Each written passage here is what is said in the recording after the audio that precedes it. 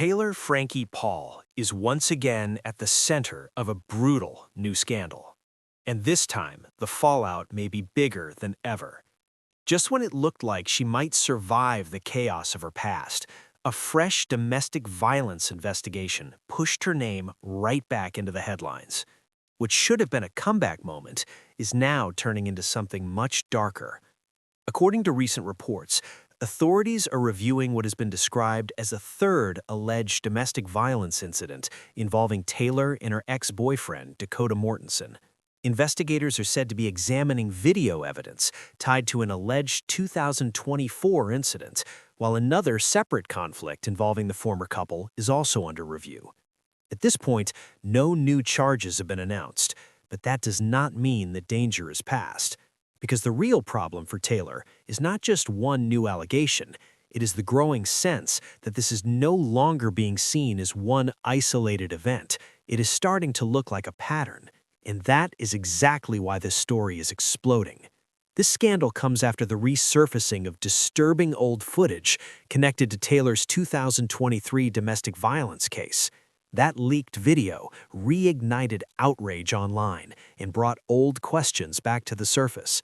Suddenly, this was not just a reality TV personality with a messy past. It was a public figure, once again facing accusations tied to violence, instability, and emotional chaos. For many viewers, that old footage changed everything. It made the story feel raw, visible, and impossible to brush aside. And now, because new allegations are being reviewed on top of everything that already happened, the backlash feels more intense than ever. The public is no longer asking whether Taylor had one terrible moment. They are asking whether the chaos between Taylor and Dakota ever really stopped. That question is damaging on its own, because in celebrity culture, repeated investigations become a headline in themselves. Even before a new legal outcome arrives, the image starts to harden. Once people begin to believe they're seeing a cycle, every new report hits harder than the last. And that is exactly why this story is exploding. The audience is now deeply divided. One side sees her as a reality star whose image is collapsing under the weight of repeated violence-related headlines.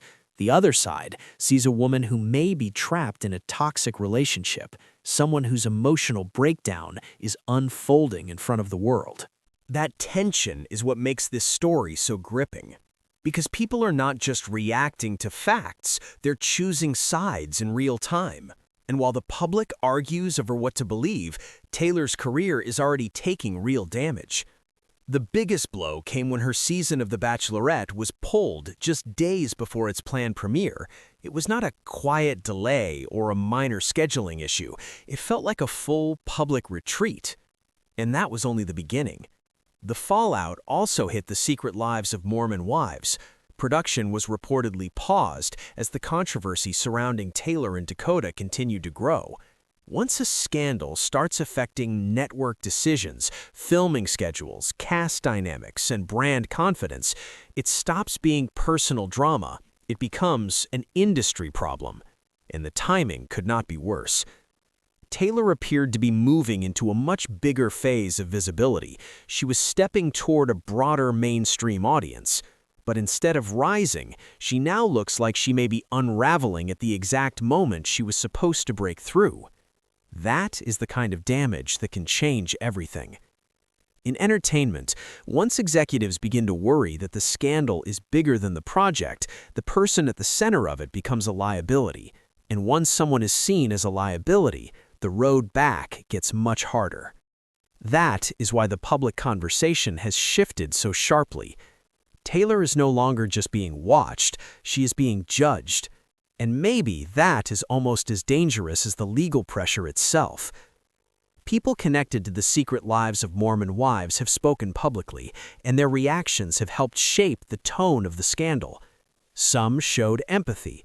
Others emphasized safety, especially when children are involved.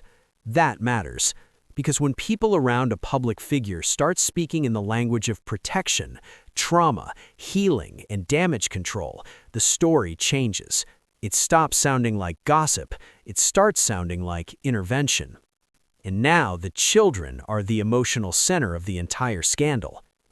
That framing is devastating for Taylor's image, because once the conversation moves away from fame, redemption, and reality TV drama and into questions of safety and family instability, the emotional weight becomes much heavier. At the same time, Taylor's side is trying to push back.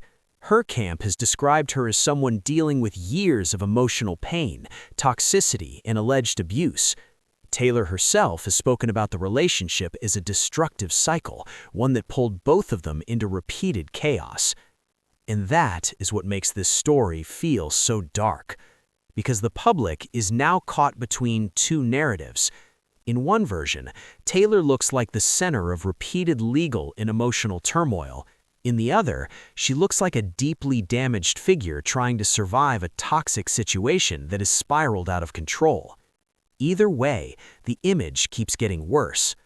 The longer this plays out, the harder it becomes for the audience to separate sympathy from fear. The scandal is no longer just dramatic, it's uncomfortable. And once a public figure reaches that point, the question begins to change. People stop asking, can she recover, and start asking, should she still have a platform at all? That is the tipping point. And now the story is entering its most dangerous phase, because this is where messy headlines can turn into a real collapse. The legal pressure is still there, the public pressure is growing, the career damage is already visible. Even without new charges announced yet, Taylor is facing something incredibly serious. Multiple incidents are being reviewed. Her past case still hangs over the story. Her public image is getting hit from all sides, and the systems that once helped elevate her career are now pulling away. That combination can destroy a comeback faster than any single scandal. Her Bachelorette season was canceled. Mormon Wives was paused. Public trust is weakening.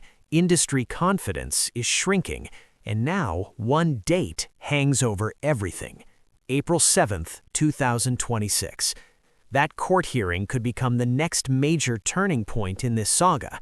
Even if nothing explosive happens that day, the build-up alone keeps the scandal alive.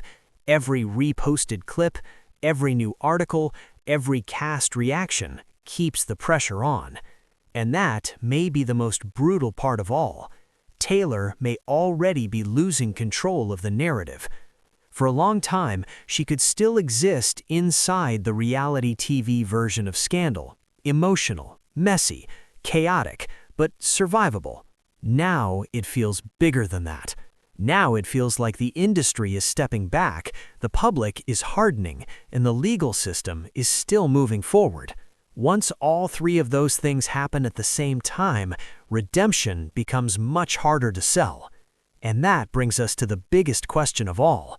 Is Taylor Frankie Paul in the middle of a scandal she can recover from? Or are we watching the exact moment her mainstream future disappears for good? Because this no longer feels like a temporary controversy. It feels like a collapse in progress. Taylor was supposed to be stepping into a bigger spotlight. Instead, she is now facing overlapping investigations, a looming court date, damaged career momentum, and a public image that appears to be breaking apart with every new headline. And that is why this moment feels so final.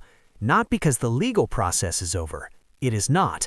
Not because every fact has been resolved. It has not.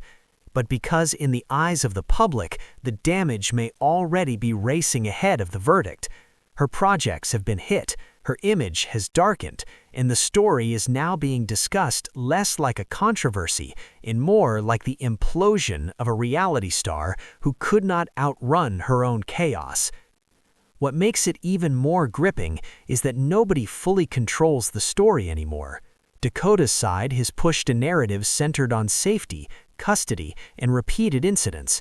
Taylor's side has pushed back by describing a toxic cycle, emotional harm, and a relationship that brought out the worst in both of them.